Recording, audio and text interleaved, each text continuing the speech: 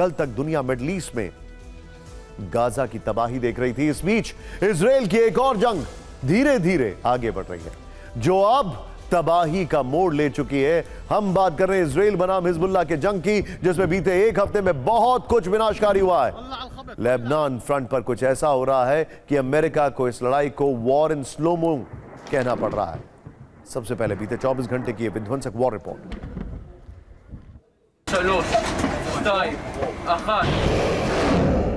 Hezbollah से चल रही जंग में पहली बार इजराइल के नेवी का एक्शन देखा। इजरायली वॉरशिप से लेबनान के अंदर हिजबुल्लाह के ठिकानों पर भीषण मिसाइल अटैक किया। इजरायली वायुसेना के एयर स्ट्राइक के बीच इजरायली नेवी का ये लैंड क्रूज मिसाइल अटैक दक्षिणी लेबनान में हुआ। इजराइल ने भूमध्य सागर से मिसाइल लॉन्च करके टायर इलाके में विनाश ला दिया। हिजबुल्लाह के दक्षिणी कमांड बेस को टारगेट किया, भारी नुकसान पहुंचाया। रिहायशी इलाकों में भी बड़े पैमाने पर तबाही मची। 2 मंजिला इमारत जमींदोज हो गई। इस हमले में 14 लोगों के मारे जाने की खबर है और अल अरबिया न्यूज के मुताबिक इसमें हिजबुल्लाह का एक सीनियर लीडर भी शामिल है। उसका नाम हाशिम सैफुद्दीन बताया जा रहा है। हाशिम सैफुद्दीन हिजबुल्लाह का एग्जीक्यूटिव डायरेक्टर था। हालांकि हिजबुल्लाह का दावा है कि इस हमले में इजराइल को हाशिम को मारने में नाकामी मिली है और हिजबुल्लाह इस हमले का बदला इजराइल से जरूर लेगा। इजराइल ने दक्षिणी लेबनान के अलावा उत्तरी लेबनान में भी बमों की बारिश की। रिहायशी इलाके में भारी नुकसान हुआ। हालांकि इजराइल की डिफेंस फोर्स ने हिजबुल्लाह के ठिकानों को टारगेट करने का दावा किया। इस सब के बीच में जो बड़ी खबर है वो ये है कि इजराइल ने हिजबुल्लाह, हमास और पीआईजे पर एक साथ पिन पॉइंटेड अटैक किया था। लेबनान बॉर्डर के 20 किलोमीटर के दायरे में इजराइल की मिसाइलों ने तबाही मचा दी। इजराइल की इस आक्रामकता की वजह है हिजबुल्लाह बीते एक हफ्ते से लगातार उत्तरी इजराइल और गोलान हाइट्स और गलीली इलाके में भारी मात्रा में रॉकेट अटैक कर रहा है। इजराइल के मिलिट्री बेस से लेकर पोर्ट और रिहायशी इलाकों को टारगेट कर रहा है।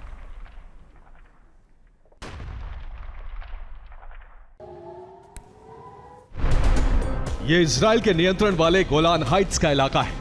यहां के कैटजरीन में हिजबुल्लाह ने रॉकेट अटैक किया। एक घर के अंदर रॉकेट गिरने से तबाही मची। हिजबुल्लाह ने रॉकेट हमलों से गैलिली इलाके को भी दहलाने की कोशिश की। नॉर्थ इजराइल के साफेद इलाके में ड्रोन हमले किए। हिजबुल्लाह ने इजराइल में 2 दिन के भीतर ही सैकड़ों रॉकेट लॉन्च किए हैं। इजराइल ने आयरन डोम से ज्यादातर हमले को नाकाम करने का दावा किया, लेकिन उत्तरी इजराइल में कई जगहों से हमले के बाद आग लगने की तस्वीरें आई। कुछ जगहों से इजराइल को नुकसान की खबरें हैं। असल में इजराइल पर हिजबुल्लाह इसलिए आग बबूला है क्योंकि मंगलवार को इजराइल के एयर स्ट्राइक में हिजबुल्लाह कमांडर तालिब मारा गया था और उसकी मौत से अब ईरान भी तमतमाया हुआ है। ईरान के विदेश मंत्री अली बाघेरी ने इजराइल को 13 अप्रैल की घटना याद दिलाई। तालिब की मौत पर कड़ी प्रतिक्रिया देते हुए लेबनान पर अटैक के लिए अंजाम भुगतने की चेतावनी दी। ईरान ने यह भी कहा कि इजराइल ईरानी दूतावास पर हमले वाली गलती ना दोहराए। असल में सीरिया में शुरुआती अप्रैल में ईरानी दूतावास के पास इजराइल के एयर स्ट्राइक में ईरान के सीनियर कमांडर मोहम्मद रजा जाहिदी की मौत हुई थी। इसके बाद ईरान ने 13 अप्रैल को इजराइल पर 350 रॉकेट मिसाइलों की बौछार कर दी थी।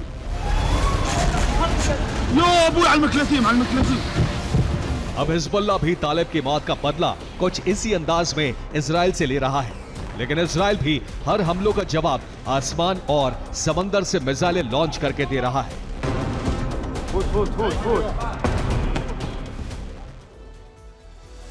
आपको याद होगा एक दौर जब कन्वेंशनल वॉर कैसे शुरू होता था। पहले एरियल अटैक होते थे और उसके बाद पूरे इलाके को सपाट करके ग्राउंड फोर्सेस अंदर घुसती थी।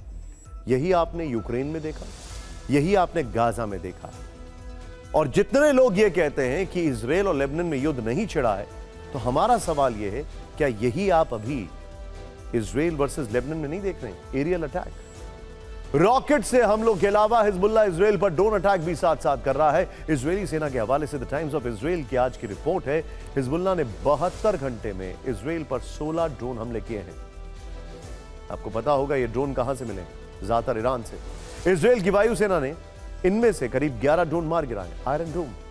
बीते 5 दिन में हिजबुल्लाह ने इजराइल पर करीब 600 रॉकेट अटैक किए।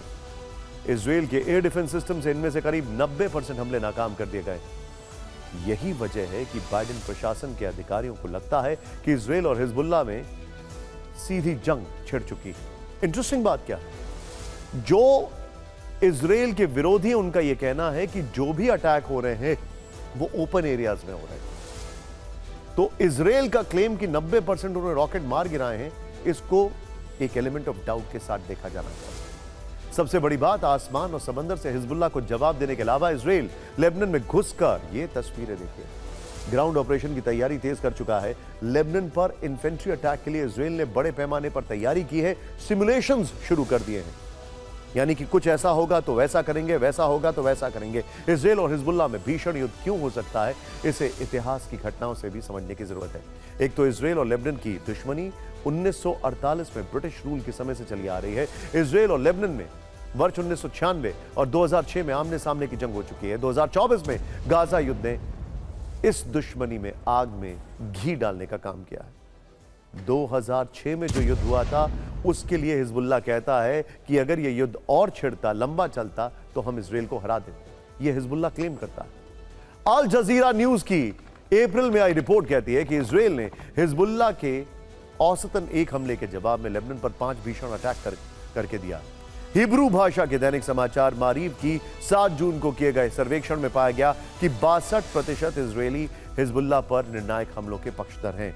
खुद नेतन्याहू पिछले हफ्ते कह चुके हैं कि इजराइल लेबनान के साथ बॉर्डर पर इंटेंस ऑपरेशन के लिए तैयार है। कुल मिलाकर संकेत यही है कि गाजा में तबाही के बाद इजराइल एक मोर्चा यहां भी खोल सकता है और दुनिया इजराइल लेबनान के बीच जमीनी जंग की गवाह बन सकती है।